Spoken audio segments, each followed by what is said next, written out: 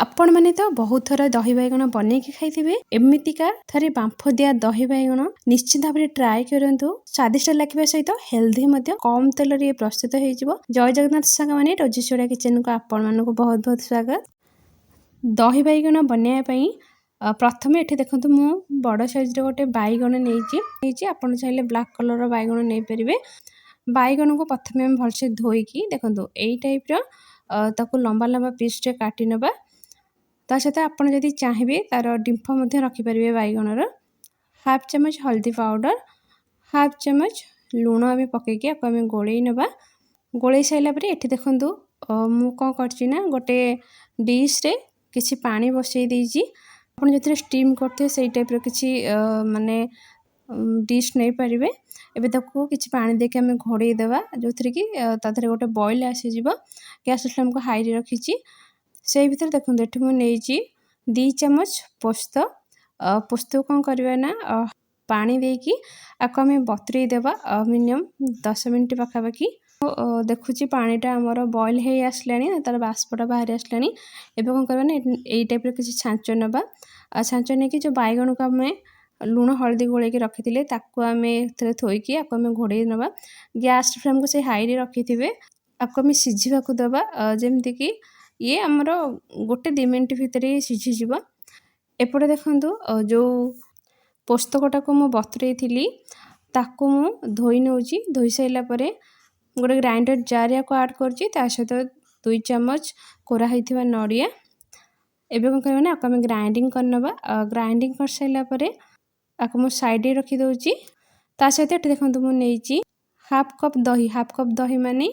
ये मु 150 ग्राम पाखापाखि दही नहीं गोटे बड़ साइज बैगण पाई आपन जी बैगण ने से अनुसार देखिए तार दहीर क्वांटिटी कम कि बेसी करें। हाफ कप पानी मुझे आड करके आपको आम भलसे फेंटी नवा एवं आम कौन करवा ना ए जो ग्राइंडिंग कर रखी पोस्त नड़िया को आड करवा ता सहित ये मुझे हाफ चमच ब्लैक सॉल्ट बा कला लुण मु नॉर्मल लुण जगह ब्लैक सॉल्ट नहीं जो थी टेस्टा बहुत बढ़िया आसो एवं आपको पकईकी भलसे गोलई नवा गोलई सारापर ये मुझे गोटे चमच चीनी ताको मु पकईकी गोलई नौची चीनीटा देले तार टेस्ट बहुत बढ़िया आसो खट्टा मिठा फ्लेवर रहीटा टिके हल्का खट्टा ने बेसी खट्टा ने ना टेस्ट पूरा खराब करदेव। एबे देखो गोटे 2 मिनिट पर आमर बैगणटा ऑलरेडी सीझी गला एबे आपको आम तलू काढ़ के ठंडा करनबा बैगणटा को पूरा सीझेबेनी 90% सीझेबे ए टाइप एठी मु गोटे कड़ाई बसई कड़ाई नवा 2 चमच रिफाइन तेल जगह आप घी नहीं पारे गैस फ्लेम को लो रे रखिकी एथिरे आम हाफ चमच पंच फुटण पकेबा गोटे सुखला लंका गोटे सुखला लंका मु काटिकी नौची फुटण टी फुटी आसला पर ये नवा गोटे चमच ग्रेट होता अदा 2टी कंचा लंका 8 ରୁ 10ଟି भृसंगा पत्र पकईकी आम भाजी नवा जिते आमर अदाटा टिके हल्का लाइट गोल्डन कलर हो आसो से समय कौन करवा ना जो दहीटा को आम रखीचे फेंटिकी ताको आम आड करवा दहीटा को जो आड कर गैस फ्लेम को पूरा लो रे ही रखिए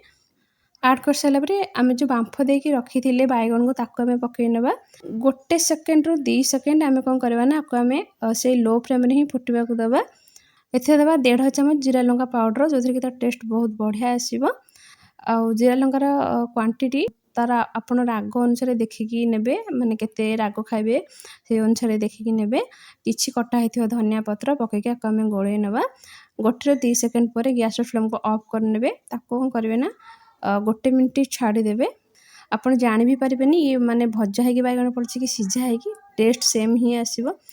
आपन थरे यही टाइप बनैकी निश्चिंत भाव में देखूँ केमती लगुच मत कमेंट करके जनातु रहुची पुणी देखा नेक्स्ट वीडियो रे बाय।